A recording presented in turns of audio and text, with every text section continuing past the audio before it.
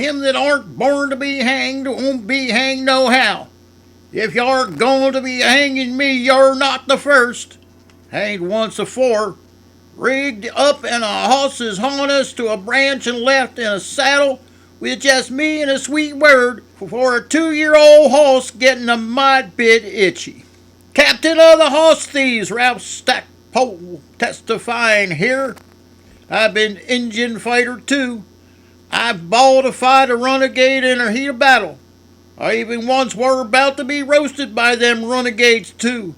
Thus is my luck in being here, cock-a-doodle-doo. I seen splendiferous critters seed only by the Aborigines. Got throwed by the Gibbo-Nanosay hisself, the only critter to do that to Ralph Stackpole, captain and connoisseur of the best horse flesh on the frontier and in the whole purchase. Hard tell this Gibbo-Nanosay this nick of the woods war from Hannibal. A carpenter gone buggy in his brains, I's been told. The tarnal death to me were a lie. I were up close, only didn't know. War one bloody Nathan, a quacker as God-fearing as a man could be and still get along. A man whose own scalp already hung on the same belt as his splendiferous wife and tender babes, slaughtered by the renegades. Dang the Aborigines, call him the spirit that walks. That's what they mean by the Gibbo-Nanosay. It was an awfulific massacration. Injuns as thick as bull toads after a cold, wet storm. Them's the ones that got bloody Nathan's scalp and the scalps of his splendiferous wife and tender babes. War the same renegades as afore. 'Twas Weenonga, an Aborigine and able a squaw man to keep a proper tongue about me. Happened back afore, maybe 3 years ago up on Salt River where it runs fast. Well, this bloody Nathan's the one that throwed me, but we shook paws at her. And luck in luck, tarnal death to me brings bad luck where'er I go. Nathan hisself showed to be a man of peace, citing scripture at every log in the road. He showed this to the civilized world, but in a heat of battle, don't think no one could throwed him. He had tricks, and he took orders from his little dog Peter. It took for a while to figure it out. Damn, that little dog Peter got Nathan out of tar more'n once. I'd seen it when Nathan get thick with them Aborigines. Took to 'em like snuggling cousins. Aren't no dog gonna snugger up his rump. No, bloody Nathan smelled like nothing. We were thick and flamin' ours.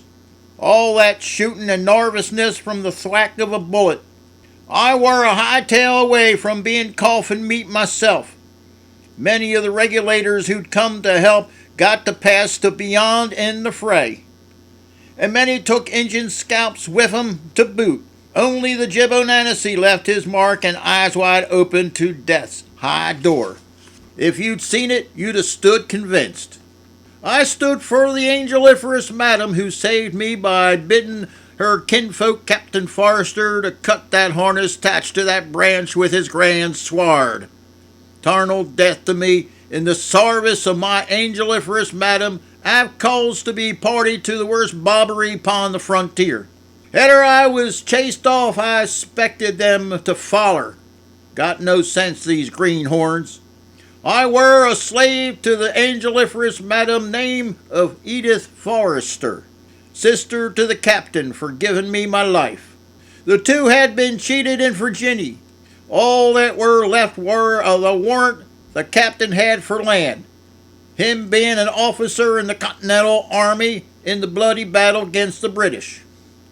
They picked the worst time to come west, when the Aborigines were on the warpath, with Shawnee, Miami, Delaware, Mingo, Wyandot, Piankashaws all rising up, and on top of it all, I just absquatulated with the best brood of horses to boot. I'm a ring-tailed squealer, connoisseur of horses rid bareback or saddled up, cock-a-doodle-doo. If only the Gibbo-Nanosay had really took revenge on Judge Lynch and carved his mark with his big knife like the carpenter of Hannibal, it'd have been Tom Bruce and his regulators that would have had that awfulicious mark on their bellies, their innards a hanging out for the crows and the buzzards. Every lynch parted from his hair and carved with a cross for dead. That'd be the wish for old Ralph Stackpole cock-a-doodle-doo. In the meantime, on the other side, up on Salt River, I camped out. I considered how I were to serve the splendiferous, angeliferous madam from calamitous tarnation. The Injuns were as thick as blue-bottle flies and sand ticks, and every one of 'em got a murderous heart. They were held up somewhere. The Aborigines weren't whooping it up for a scalping party, so I knew the angeliferous madam survived the time, but I had to get strategy and a bellyful. 'Tweren't long before I found a dugout nigh the edge of Old Salt, whacked me out a flopper, and in no time I war darting twixt rocks and pitch black. Just then the moon broke through and throwed some light my way. I could see quick enough to get to the other side just in time for the pitch of battle.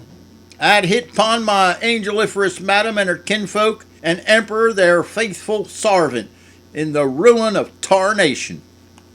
The flamin' hours had drove them to the ravine of the river. Getting thar were part fast river and part luck, cock-a-doodle-doo. I may be a rascal, but my service to the angeliferous madam proved my mettle in the heat of battle. I scurried the angeliferous madam and Telly Doe, the squaw girl, in the dugout to the other side, darting among rocks and timbers, shooting through the dark and downpouring rain. The others got thar on their horses, and he with the best hoss made it to the other side. I were so full up a raging fire at the Injuns for scarring my angeliferous madam, I let loose with epitaphs gin them runagates, them bald head smoke-dried, pumpkin-eating redskins, them coon-whelped snakes and varmints what go about licking women and children.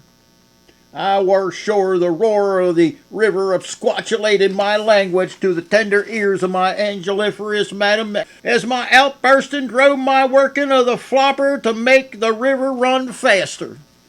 All across the river that ugly night made it, except Parson Dodge, who got swept away, we supposed. That left me, the angeliferous madam, Telly Doe, Captain Forrester, and Emperor, their faithful slave. We further suppose Bloody Nathan got killed or captured by the renegades, since we'd seen nor hide nor hair of him. But on the other side of the river we're just tempercarious. Weren't no way to peace till we run out of Injuns. And I swore my sarvice to the angeliferous madam that I were her dog and her slave, and I'd hunt so many Injun scalps and steal her sich a tarnal chance of Shawnee hosses thar shouldn't be a gal in all Kentucky should come up to her for stock and glory. My twisted luck come upon me again. 'Tweren't long afore the day broke we were set upon by a band of renegades.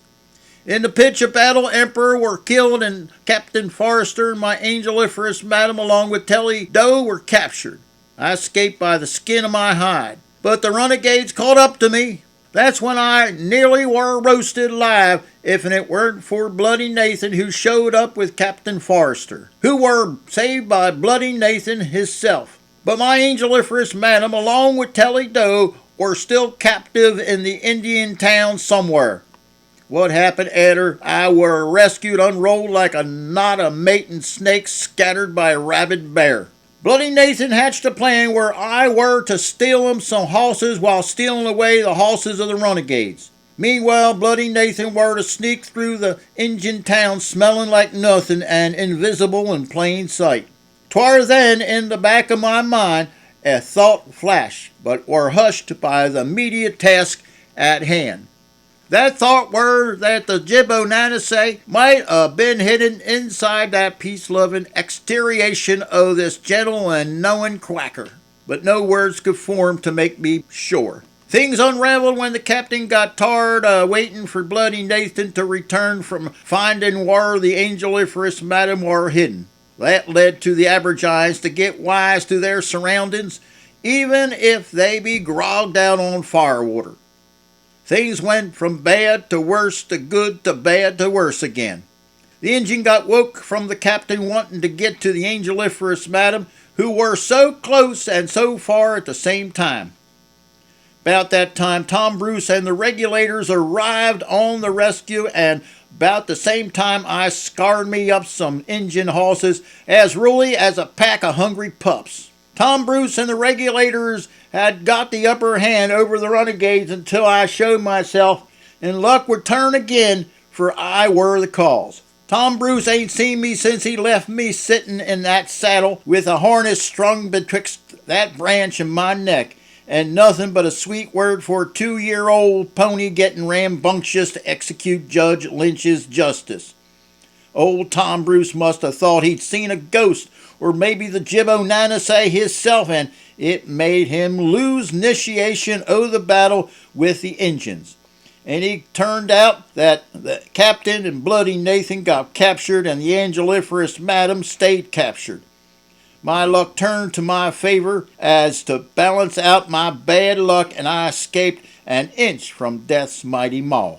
I only heard what happened after that from hearsay, so it aren't gospel. But from what I heard, Telly Doe's father was in league with one what cheated the captain and his angeliferous madam back in Virginia. And that turned the circumstance in a different direction, especially after Bloody Nathan's little dog Peter come slinking in to gnaw Bloody Nathan's thongs to set him free. Then Bloody Nathan took the price of his splendiferous wife and tender babes from the life of Wenonga the renegade chief, leaving him with the side of the Jibbo-Nanasay for all to see. Except for a few times after that, Bloody Nathan were never seen again, and the doings of the Jibbo-Nanasay disappeared. If you're fit to be hanging in this horse thief and one to steal only the best horse flesh, whether saddleback or bareback, do what you must. It'd be the price I'd have to pay for my service to the angeliferous madam and her kin. As long as I know that the angeliferous madam and her kin been returned to their natural order, I'd be happy to meet my maker. But if you could spare me, I'd give up stealing horses and fob myself off like an elk on the prairie, saying fall well and go thump myself around the earth with a crab apple. Better yet, if you spare me, I'd go down where the Mississippi widens out, and I'd become a gator wallering on my belly and bellering at the paddle wheels going by. That's all I gotta say. My roaring life is in your hands.